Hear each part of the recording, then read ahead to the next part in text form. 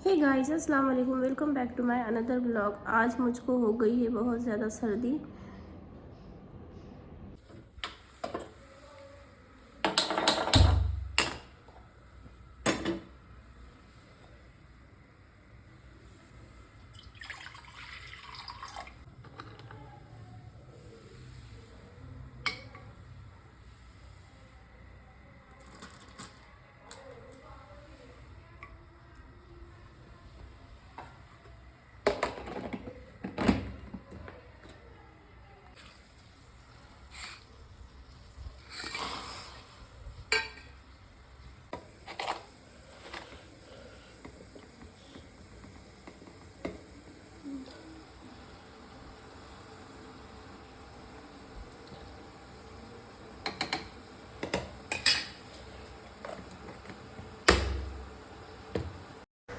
तो hey guys, मुझको हो गई है सर्दी और मैं बना रही हूँ सर्दी वाला काढ़ा, जिसके लिए मैंने लिया एक पतीले में पानी। उसमें डाली है एक दालचीनी का टुकड़ा, 2-3 लौंग, गुड़, चाय की पत्ती और थोड़ी सी अदरक ठीस के डाली है।